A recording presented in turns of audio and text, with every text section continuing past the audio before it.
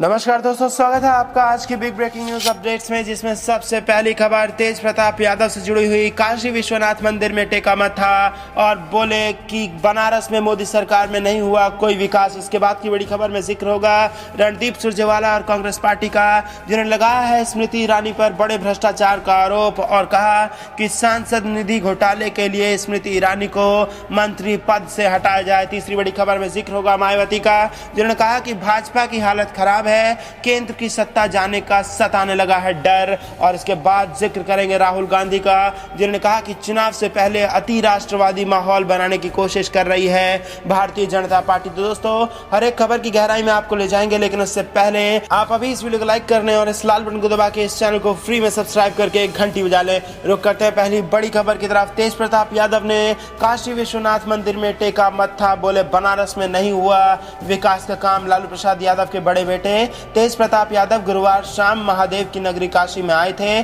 तेज प्रताप यादव ने काशी विश्वनाथ मंदिर में बाबा विश्वनाथ का दर्शन पूजन किया।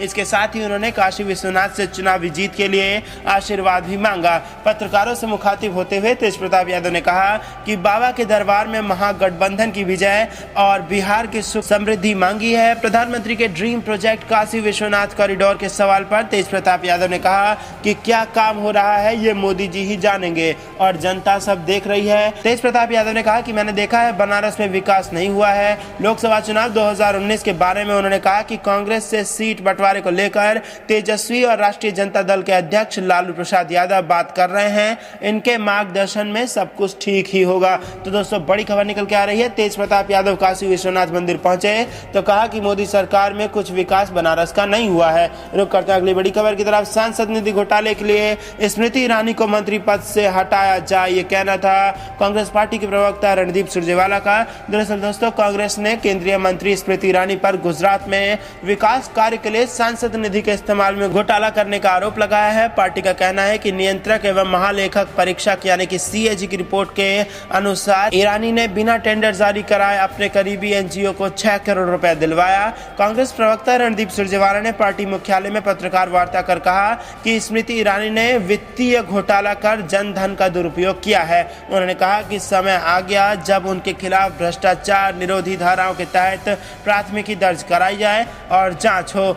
सुरजेवाला के साथ संयुक्त पत्रकार वार्ता कर रहे गुजरात से पार्टी नेता शक्ति सिंह गोहिल ने कहा कि गुजरात के आनंद जिले के लिए स्मृति ईरानी ने अपनी सांसद निधि का उपयोग करना तय किया था। निधि के उपयोग की नियम शर्तों के मुताबिक किसी भी ठेकेदार को सांसद निधि से 50 लाख से ज्यादा का ठेका नहीं दिया जा सकता। इसके अलावा उसे लागू करने वाली एजेंसी हमेशा सरकार ही रहती है। स्मृति ईरानी ने अपने कुछ लोगों द्वारा तैयार एक एनजीओ को यह ठेका दिया और उन्हें सांसद निधि के उपयोग में इम्प्लीमेंटिंग एजेंसी भी बना दिया।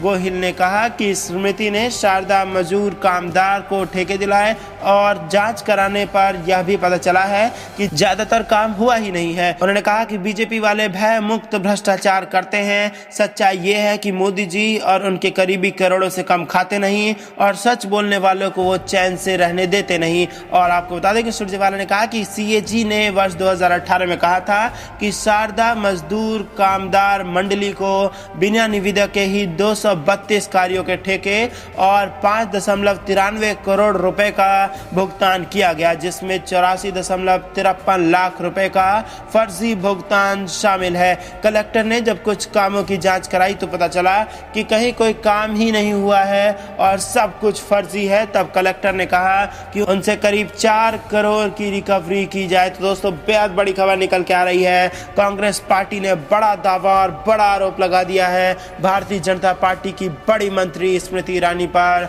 और सांसद निधि के घोटाले का यहां पर गंभीर आरोप लगा दिया है। रुक करते हैं अगली बड़ी खबर की तरफ। मायावती का बड़ा बयान, भाजपा की हालत खराब है, केंद्र की सत्ता जाने का सताने लगा है डर। दरअसल दोस्तों, आपको बता दें कि बसपा सुप्रीमो मायावती ने कहा कि यूपी, उत्तराखंड और मध्य प्रदेश में सपा बसपा काफी बेहतर विकल्प बनकर आगे बढ़ रही है। उन्होंने कहा कि देश भर में खास खासकर यूपी में बीजेपी की हालत काफी खराब है। उसे केंद्र की सत्ता जाने का डर सताने लगा है। इस सरकार को जनता अब दूर से ही राम राम कर रही है। मायावती बृहस्पतिवार को पार्टी मुख्यालय में प्रदेश व मंडल स्तर के वरिष्ठ पदाधिकारियों व जिम्मेदार लोगों को संबोधित कर रही थी। यहां उन्होंने लोकसभा आम चुनाव के लिए पार्टी प्रत्याशियों व अन्य जरूरी मुद्दे पर विचार विमर्श किया। मायावती ने कहा कि प्रत्याशियों व साझा रैलियों का ऐलान जल्द किया जाएगा। वह सपा मुखिया अखिलेश यादव से बात कर चुनावी रणनीति को गति देने का काम करेंगी। बसपा सुप्रीमो ने 3 मार्च की बैठक में दिए गए निर्देशों पर अमल की समीक्षा की है। कहा कि बसपा व सपा नेतृत्व की अपील का आम लोगों पर अच्छा प्रभाव पड़ा है तथा गठबंधन की तीनों पार्टियों के समर्थक आपसी गिले शिकवे भुलाकर भाजपा को हराने के लिए काम कर रहे हैं। उन्होंने एक बार फिर भाजपा से सावधान रहने का निर्देश दिया। कहा कि भाजपा साम दाम दंड भेद आदि हत्याकांडों का इस्तेमाल कर चुनाव जीतने में विश्वास रखती है। इसके लिए ईवीएम पर खास ध्यान रखने की भी जरूरत होगी। बसपा अध्यक्ष ने पार्टी संस्थापक कांशीराम व डॉक्टर अंबेडकर की जयंती आचार संहिता का सम्मान करते हुए शालीनता व सादगी से मनाने का निर्देश दिया है। उन्होंने कहा कि बसपा सपा व रालोद गठबंधन की अधिकाधिक सीटें जिताए ताकि दोनों महापुरुषों के सपने को साकार करने में मदद मिल सके।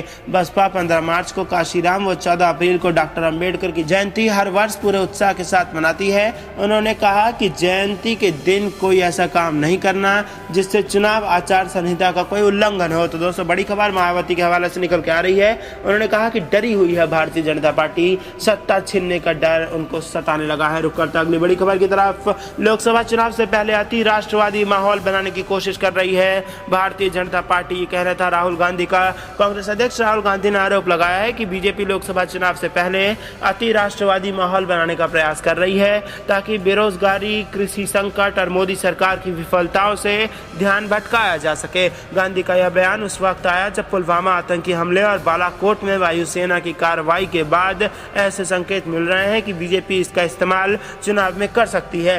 कांग्रेस अध्यक्ष ने एक इंटरव्यू में कहा कि बीजेपी अति राष्ट्रवादी माहौल बनाने की कोशिश कर रही है ताकि बेरोजगारी, कृषि संकट, हिंसा और हर मोर्चे पर सरकार की नाकामियों से ध्यान भटकाया जा सके। उन्होंने रफाल विमान सौदे से लेकर अर्थव्यवस्था से जुड़े मुद्दों तक सवाल के जवाब दिए हैं। रफाल मामले पर गांधी ने कहा कि आप देखेंगे कि आज नहीं तो कल सच सामने आ जाएगा, परंतु हम सिर्फ एक सौदे के बारे में बात नहीं कर रहे। कई ऐसे सौदे हैं जिन पर हमें संदेह है लेकिन कोई जांच इस पर नहीं हुई है। प्रधानमंत्री नरेंद्र मोदी पर निशाना साधते हुए उन्होंने कहा कि मोदी जी नफरत पैदा करते हैं, उनकी राजनीति की पूरी व्यवस्था ही घृणा करने वाली है। तो दोस्तों बड़ी खबर निकल के आ रही है। राहुल गांधी ने कहा है कि भारतीय जनता पार्टी अति राष्ट्रवादी माहौल बनाकर मुख्य मुद्दों से जनता का ध्यान भटकाना चाहती है और ऐसा कांग्रेस पार्टी होने नहीं देगी। रुक करते अगली बड़ी खबर की तरफ। ईवीएम के निरीक्षण की मांग पर 21 विपक्षी दलों के नेता पहुंच चुके हैं कोर्ट और याचिका पर होने वाली है सुनवाई। दरअसल दोस्तों 21 विपक्षी दलों ने सुप्रीम कोर्ट में याचिका दायर कर लोकसभा चुनाव में इस्तेमाल होने वाली ईवीएम और वीवीपैट में से 50% का औचक निरीक्षण करने की मांग की है। इन दलों का कहना है कि फ्री एंड फेयर चुनाव के लिए ऐसा किया जाना बेहद जरूरी है। आंध्र प्रदेश के मुख्यमंत्री चंद्रबाबू नायडू, दिल्ली के मुख्यमंत्री अरविंद केजरीवाल सहित 21 विपक्षी दलों के नेताओं द्वारा दायर इस याचिका पर शुक्रवार को सुप्रीम कोर्ट सुनवाई करेगा।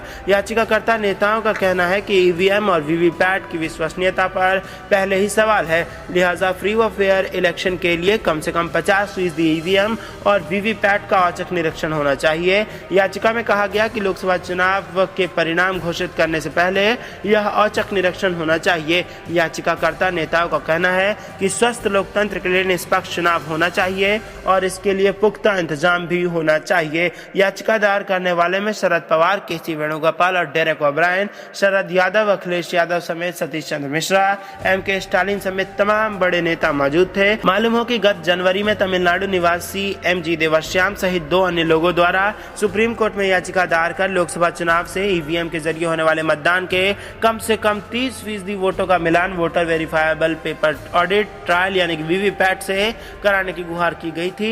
इस याचिका पर सुप्रीम कोर्ट ने चुनाव आयोग को नोटिस जारी कर जवाब दाखिल करने के लिए कहा। तो दोस्तों बेहद बड़ी खबर निकल के आ रही है। चुनावी माहौल में ईवीएम के निरीक्षण की मांग को लेकर 21 विपक्षी दल नेता इस वक्त हाईकोर्ट पहुंच चुके हैं और याचिका पर सुनवाई हो रही है। तो दोस्तों यहाँ पर मांग है कि कम से कम 50% वोट ऐसे हो जिनको वीवीपैट से हम मैच कर ले और ये पता लगा लें कि जनता ने जिसको वोट दिया है वोट उसी को पहुंचा है या कुछ गड़बड़ी हुई है। इसके पहले की बड़ी खबर में हमने जिक्र किया था राहुल गांधी का, जिन्होंने कहा कि भारतीय जनता पार्टी देश में आती राष्ट्रवादी माहौल बनाकर देश के मुख्य मुद्दे से जनता को भटकाना चाहती है, जो कि कहीं ना कहीं बेरोजगारी और गरीबी के इर्द गिर्द घूम रही है। इसके पहले की बड़ी खबर में हमने जिक्र किया था मायावती का, जिन्होंने कहा कि भाजपा के हालात बेहद खराब है, केंद्र की सत्ता जाने से यहाँ पर डर सताने लगा है।